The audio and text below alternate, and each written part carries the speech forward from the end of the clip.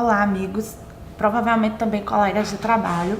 Eu sou a professora Valderese Santos, sou professora da rede estadual desde 2005, lecionando a disciplina de História. Sou formada pela Universidade Federal de Pernambuco, com especialização em História das Artes e da Educação. Iremos iniciar as aulas do módulo Educadores e Educandos, Tempos Históricos. Está dividido em 4 competências. Nessa primeira videoaula, nós iremos trabalhar com a competência principais aspectos da educação brasileira, da colônia à Primeira República. Ao iniciarmos a nossa conversa sobre a educação no Brasil no período colonial, nós não podemos deixar de lembrar os jesuítas. Os jesuítas são membros de uma ordem religiosa que estavam aptos e estavam numa condição oficial para tratar a educação na colônia. Eles chegaram no Brasil com o governo geral em 1549. O objetivo desses missionários era evangelizar os nativos e convertê-los à fé católica. Mas não só isso, eles também eram responsáveis pela educação dos filhos dos colonos. Para poder converter os indígenas, os jesuítas utilizavam-se da educação, ensinando primeiramente as letras, escrita e também leitura e as principais operações. No entanto, essa educação ela tinha o limite da evangelização, ou seja, a educação ela se limitava ao ápice que seria a conversão daquele nativo. Para os filhos dos colonos se desenvolveu uma educação mais culta, ou seja, o que se percebe é que nós tínhamos 2 tipos de educação praticados pelos missionários, uma para os indígenas e outra para os filhos dos colonos. Esses filhos dos colonos, na verdade, eram os filhos da elite colonial da época. Os jesuítas, eles reinaram como os professores oficiais da colônia até mais ou menos 1759, quando eles foram expulsos pelo Marquês de Pombal, primeiro-ministro de Portugal na época. O primeiro-ministro português, Marquês de Pombal, ele era o que nós chamamos de déspota esclarecido. Por quê? Neste período, durante o século XVIII, houve uma mudança de mentalidade na Europa. Como assim, Valderese? Que mudança de mentalidade foi essa? A Europa, ela foi invadida por ideias consideradas revolucionárias, ideias burguesas, que nós chamamos de iluminismo. Essas ideias, elas se baseiam na razão, e a razão seria o caminho para que a sociedade alcançasse o progresso. Alguns monarcas da época, eles adotaram alguns princípios das ideias iluministas em sua administração como uma forma de manter-se no poder, para que não acontecesse com eles o que aconteceu com a França revolucionária e fortalecesse o poder absolutista. Afinal de contas, o poder nesta época, na Europa, em muitos reinos, estava centralizado na mão do rei, nas mãos do rei. Era o que acontecia em Portugal. E essas ideias, elas foram postas em práticas pelo primeiro-ministro na época, Marquês de Pombal, como uma maneira de fortalecer o poder absolutista e principalmente ter um controle melhor das burocráticas da época. E para isso, era importante transformar Portugal em um reino moderno que se baseasse nas ciências. Como o ensino jesuíta, que era hegemônico não só na colônia portuguesa na América, no caso o Brasil, mas também na metrópole Portugal, era hegemônico, o poder jesuítico, o ensinamento desenvolvido por eles era basicamente teológico. Então isso se tornava um empecilho para transformar Portugal em uma moderna nação europeia. Neste caso, o Marquês de Pombal, como uma forma, mais uma vez, de modernização do Estado burocrático, ele implementou uma série de reformas. Entre essas reformas, não só econômicas como burocráticas, também temos reformas educacionais. Em primeiro lugar, ele vai tentar desenvolver um sistema educacional que se baseasse nas ciências e na investigação. Dessa forma, os jesuítas, todo tipo de conhecimento que fosse de encontro às ideias teológicas e à doutrina da igreja não era aceito pelos jesuítas. Mais uma vez, os jesuítas se colocam numa condição de empecilho para o desenvolvimento dessas ideias do Marquês de Pombal. Por isso, eles vão ser expulsos, tanto da metrópole Portugal, como de todo o seu império ultramarino, que inclui, nesse caso, o Brasil.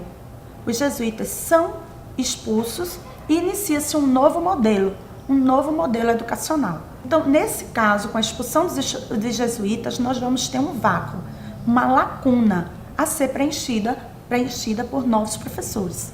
Esses professores deveriam ser professores leigos, ou seja, que não tivessem qualquer relação com a igreja. Mas só em 1772 serão criadas as chamadas aulas régias. Essas aulas régias, elas eram ministradas por um professor régio. Esses professores eram remunerados pela coroa e tinham o título de nobre. Esses professores, eles eram, vamos dizer, separados para ensinar determinadas disciplinas. Eles não eram polivalentes, ou seja, ensinavam todas as disciplinas, eles ensinavam apenas algumas. Isso causou um sério problema na colônia, pois o estudante ele teria que muitas vezes andar vários quilômetros em busca de um professor que ensinasse a disciplina que ele necessitava. Neste ponto, gente, queremos lembrá-los que essa educação continua sendo voltada para as elites coloniais. Elas não estavam destinadas à camada pobre da população, pois essa camada ela estava envolvida no mundo do trabalho. Fosse ele um pequeno produtor e principalmente os escravos. Para ele, o acesso à educação era praticamente zero. Digo praticamente zero porque sabemos que existem algumas experiências nesse campo. No entanto, elas são extremamente poucas, vamos dizer assim, que não vamos nos estender nesse assunto agora. Mas, de uma forma geral, a reforma do Marquês de Pombal, ele transformou a educação em uma educação estatal e laica, ou seja, financiada pelo governo e laica, pois não existia mais a interferência do clero ou da igreja. Então, a educação das elites, dos filhos dos colonos, ela era realizada nos colégios jesuíticos. Esses colégios ficavam nas principais cidades da colônia, nas áreas mais urbanizadas.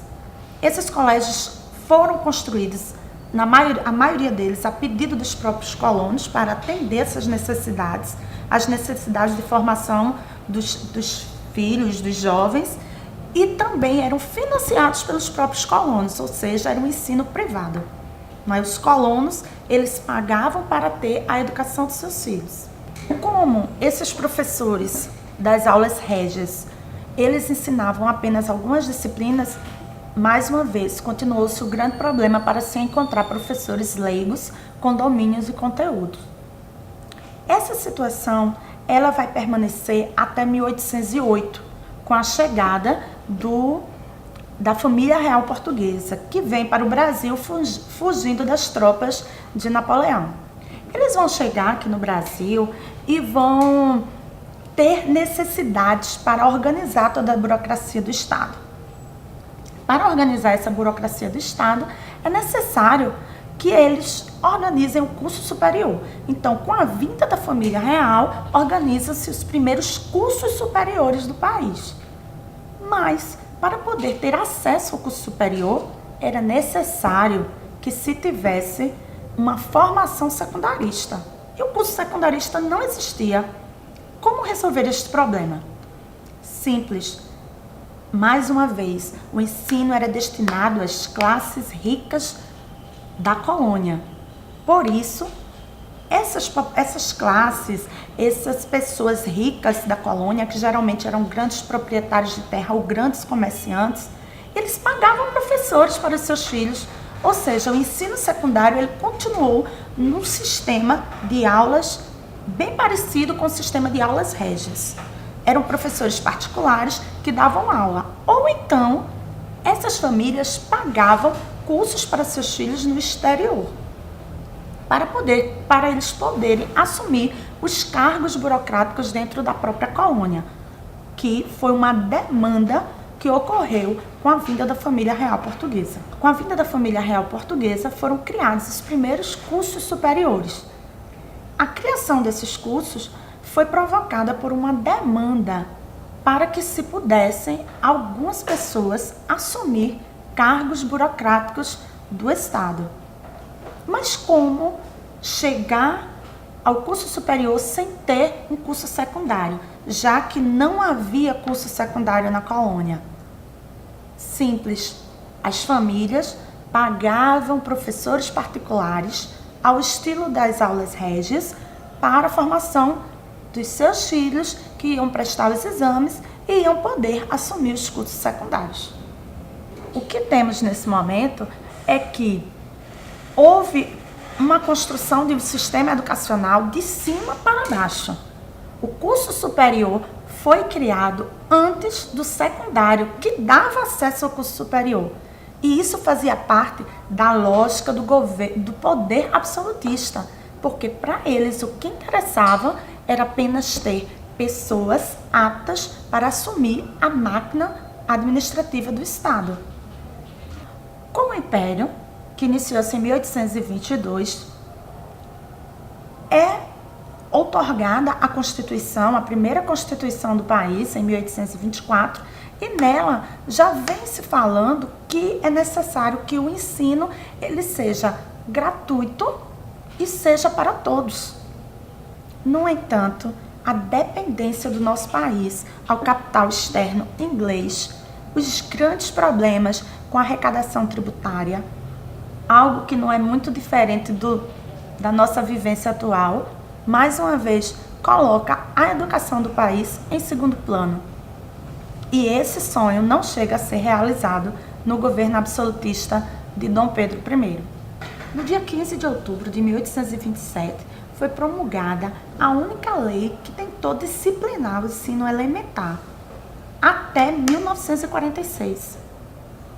Essa lei, ela falava que era importante que se criassem escolas em todos os locais, em todas as vilas, de tal maneira a alfabetizar o povo que era praticamente zero alfabetização.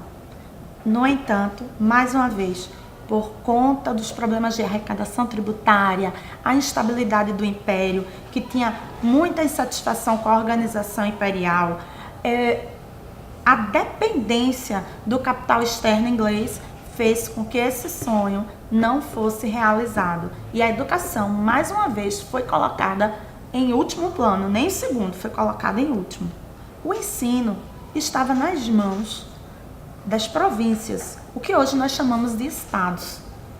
O poder central, ele só se preocupava com o ensino da capital, ou seja, do Rio de Janeiro. E o ensino secundarista continuava naquela confusão toda. Um monte de aulas particulares que formavam, na verdade, cursos, e que esses cursos preparavam os alunos para exames, e esses exames davam acesso ao curso superior. Ou seja, fazendo uma comparação grotesca, nós tínhamos algo muito parecido com o que nós chamamos os cursinhos pré-vestibulares e as aulas de matérias isoladas que nós temos hoje. Mas o nosso aluno atual, ele cursa um ensino médio. Naquela época, bastava comprovar que você tinha uma formação e fazer os exames. Ou seja, o que nós tínhamos era uma verdadeira salada. E o povo, a classe popular, ela estava extremamente distante dessa realidade. O que tínhamos nesse período era uma educação elitista e distante da realidade da maioria das pessoas que não tinham acesso à educação no país. incluímos aí a condição da mulher. A mulher, ela não tinha acesso à educação, a não ser para prepará-la para as prendas domésticas. E o máximo que ela conseguia chegar a ter, com algumas raras exceções, era justamente aprender, ler e algumas operações. Mais tarde, ainda no século XIX, surgem alguns internatos e algumas escolas voltadas para o público feminino, mas um número muito restrito. Assim como no Império, na República, a educação continuou sob domínio dos estados. O que antes tínhamos como províncias, agora nós temos os estados. E são eles, os estados, que vão ficar com a responsabilidade da educação. O poder central não tinha como organizar a educação dos ensinos elementar e secundários nos estados. É nesse momento, no meio dessa série de reformas que vão existir nos estados, que vão surgir os grupos escolares. Então, o que é que nós temos? Nós temos a imitação, vai se pegar esses exemplos de São Paulo com a criação do grupo escolar e vão se repetir em vários estados nas suas respectivas reformas educacionais. Mas o que era o grupo escolar? Era simples.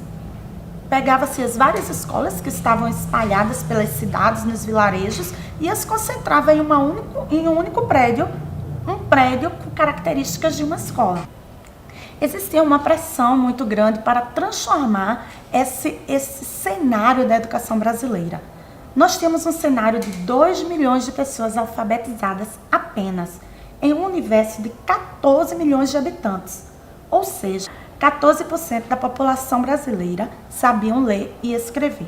Os grupos escolares, eles tinham a função de alfabetização. Mas por que esse interesse na alfabetização? A maioria da população, ela estava fora do contexto eleitoral, pois neste período só se podia votar ou ser votado as pessoas que fossem alfabetizadas. Nesse contexto, a maioria da população estava fora. E existia-se a ideia que uma maneira de transformar a sociedade, acabando com o coronelismo ou com a política das oligarquias, seria colocando mais pessoas para votarem e conscientizando essas pessoas. Então, o objetivo era formar crianças para que no futuro elas pudessem ser eleitores. A ideia de alfabetizar crianças para que no futuro elas pudessem ser eleitores colocou a educação no cenário político. Local esse que ela se encontra até hoje como um dos principais temas políticos do nosso país. Bem, assim finalizamos a nossa primeira videoaula. Nos veremos novamente na videoaula número 2, onde trataremos a educação brasileira, do Manifesto dos Pioneiros ao Manifesto Mais Uma Vez. Incluiremos também, nesta competência, os impactos do golpe de 1964 na educação brasileira. Até lá!